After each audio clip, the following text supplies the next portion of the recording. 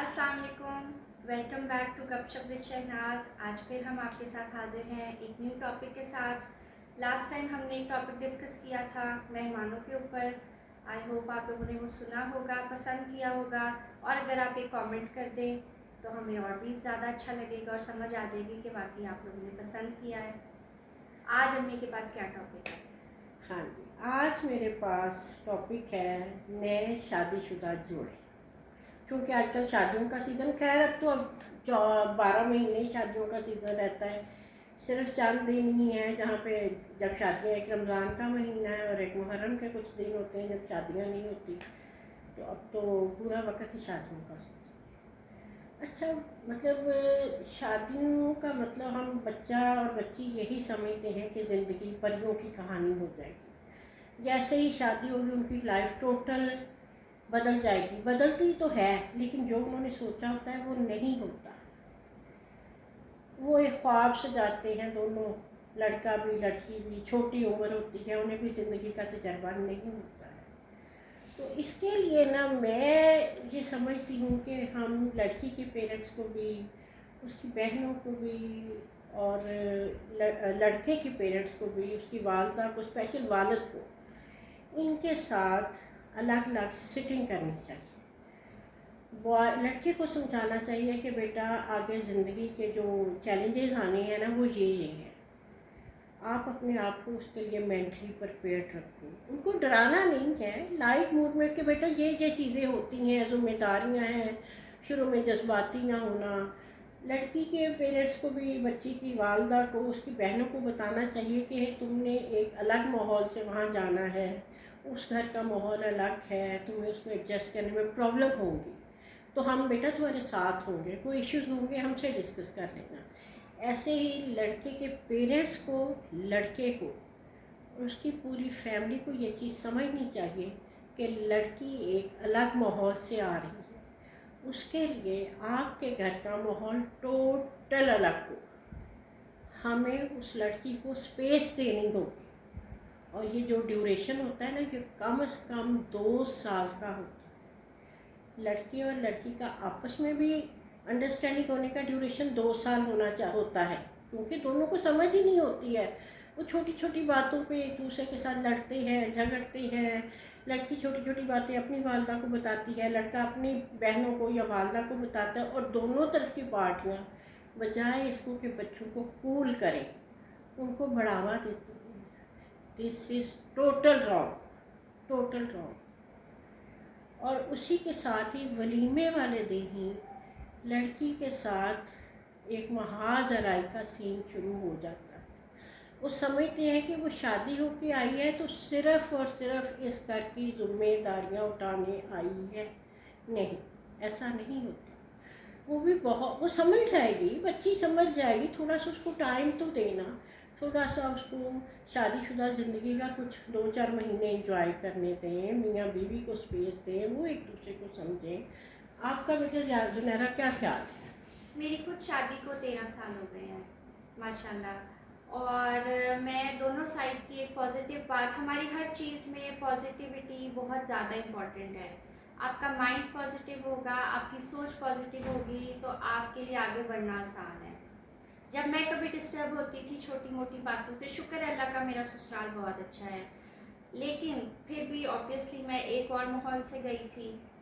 जब मैं छोटी छोटी बात पे डिस्टर्ब होकर अम्मी को कॉल करती थी, अम्मी की सबसे अच्छी बात ये थी कि उन्होंने मुझे कभी भी उन लोगों के बारे में नेगेटिव कमेंट नहीं दिया कि तुम ये करो, तुम आगे से जवाब दो। उन्होंने मुझे हमेशा ये रिप्लाई किया कि कोई बात नहीं, अपने आप को कूल डाउन करो, थोड़ी देर अपने आप को ब्रेक दो, अपने कमरे में चली जाओ।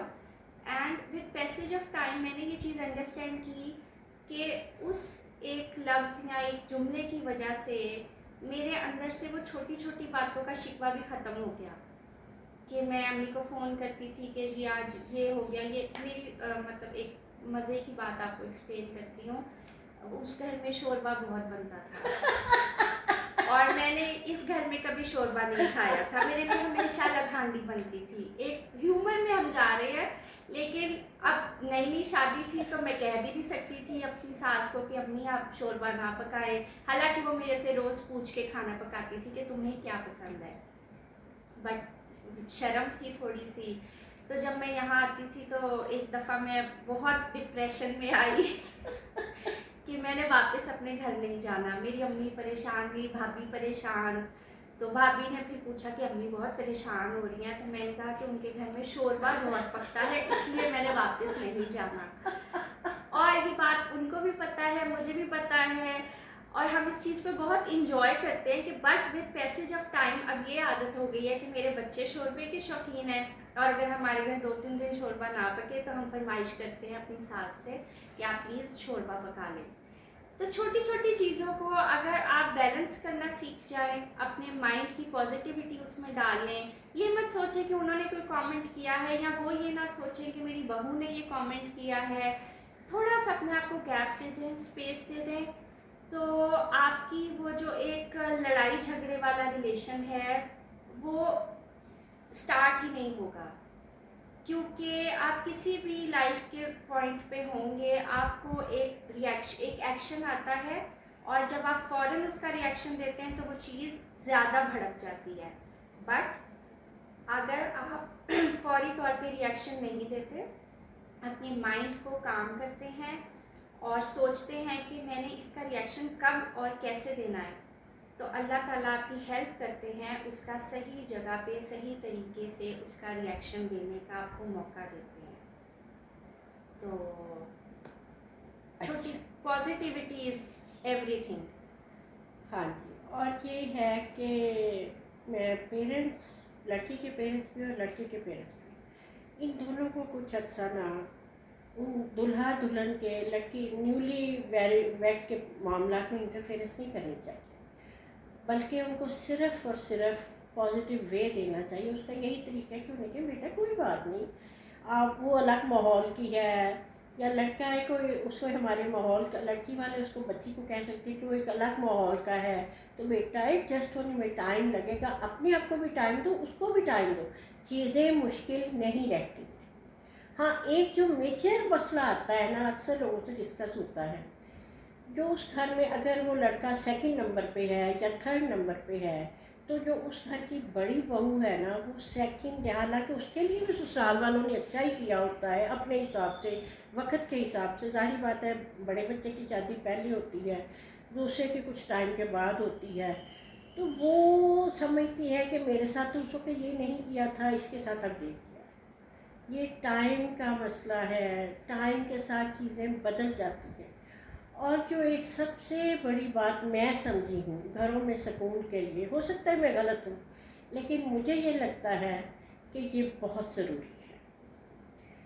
अगर शादी से पहले आपके पास घर में स्पेस है, या जब आप घर बना रहे हैं, आप अफोर्ड करते हैं, तो आप कुछ ऐसा करें कि आपके जितने बेटे हैं ना, उतने ही पोर्शन अलग, बेशक छोटे छोटे पोर्शन बना लें विद छोटे छोटे किचन।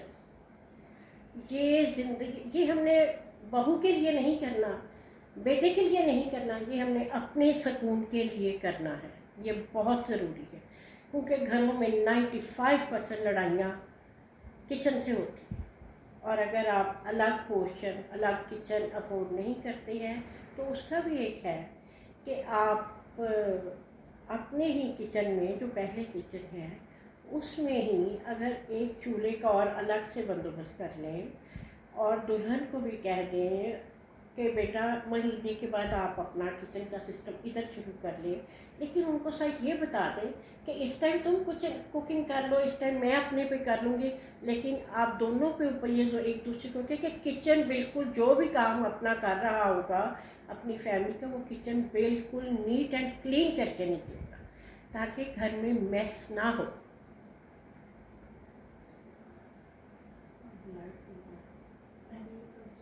ये एडिटिंग में कट जाएगा। आप इसी में ना हम अगला टॉपिक ही स्टार्ट कर देते हैं पहले चेक करो कि वो तो सही आई है, वीडियो तो सही है, वीडियो तो सही है, क्लियर। हाँ।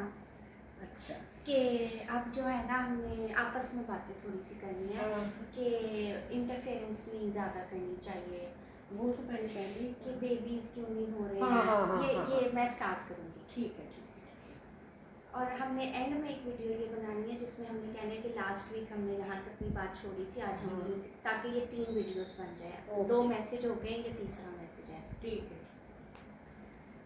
मैं बात को कंटिन्यू करूँगी। अम्मी की बात बिल्कुल ठीक है, अगर आप अफोर्ड करते हैं और आप लड़ाई झगड़े से बचना चाहते हैं, जो कि मेजॉरिटी फैमिलीज़ में होता है, तो किचन अलग होनी चाहिए। इसके साथ अब मैं एक बात कंटिन्यू करूँगी, अम्मी के साथ डिस्कस करूँगी कि फ्रेंड्स, फैमिलीज़ और इन लॉज का भी और आपके पेरेंट्स का भी एक रोल ये होता है कि शादी हुई है, राइट आफ्टर 1 मंथ लोग ये सवाल करते हैं कि भाई आप प्रेगनेंसी क्यों, आपको प्रेगनेंसी क्यों नहीं हुई, हो गई, नहीं हुई, कोई खुशखबरी, और मतलब इस तरह के क्वेश्चंस। ये एक बहुत पर्सनल मैटर है हस्बैंड एंड वाइफ का, किसी को भी इसमें इंटरफेरेंस नहीं करनी चाहिए। अब थोड़ा सा माहौल बदल रहा है, पहले इस चीज़ को बुरा नहीं समझा जाता होता था, और शायद पहले पेरेंट्स भी जो है इस चीज़ को अंडरस्टैंड करते थे। मतलब पहले शायद होता ही ये था कि आपकी शादी हुई है और आपको very next month good news देनी है। पहले मेरे ख्याल शादी होती ही बच्चों के लिए थी। मेरा भी यही ख्याल है। और हाँ, आबादी में इजाफा हो जाए। लेकिन अब के जो लड़का और लड़कियां हैं उनकी सोच डिफरेंट है। वो अपनी अंडरस्टैंडिंग पे ज़्यादा फोकस करते हैं बजाय इसके कि आप फ़ौरन से अपनी फैमिली प्लान कर लो। बेटा ये अच्छी बात है, देखिए ना, फौरन हम फैमिली प्लान कर लेते हैं, पेरेंट्स की अंडरस्टैंडिंग नहीं होती। बिल्कुल। वो लड़ाई झगड़ों का असर सबसे ज़्यादा बच्चों बच्चे पे फेस करते हैं। ऐसे है। उनके माइंड बदल जाते हैं, उनकी सोच बदल जाती है और वो इतने ट्रॉमा में चले जाते हैं कि उनको बाहर आते सालों गुजर जाते हैं। तो बेहतर नहीं है कि अगर 2-3 साल लड़का और लड़की आपस में अंडरस्टैंडिंग डेवलप करें, फिर फैमिली को प्लान। क्योंकि जब तक आपकी आपस में बॉन्डिंग नहीं होगी, आप यहाँ से कट होगा। खैर, मैं इसको साइड कर दूँ।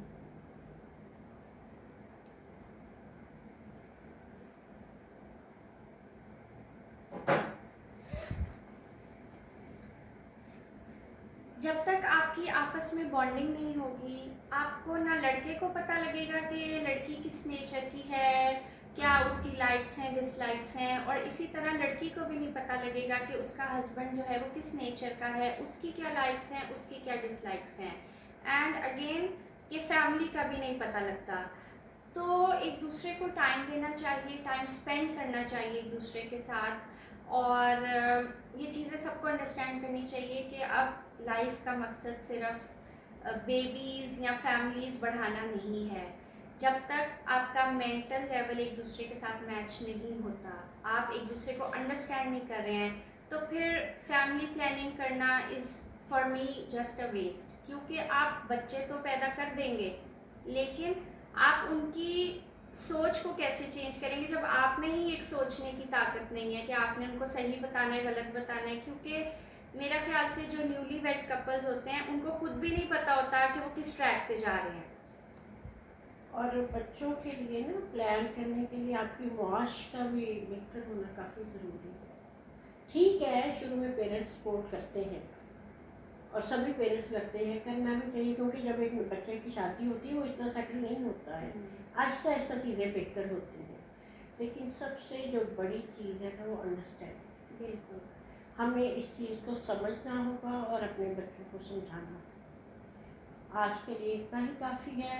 अगर आपको किसी भी बात से इख्तलाफ हो तो आप कर सकते हैं, क्योंकि हर किसी की अपनी अपनी राय है। और हम उसको अप्रिशिएट करेंगे अगर आप अपनी ओपिनियन हमें देंगे, और हम अपने आप को बेहतर बनाने की कोशिश करेंगे।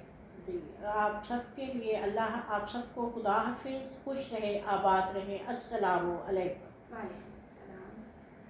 फ़ौरन नहीं उठना।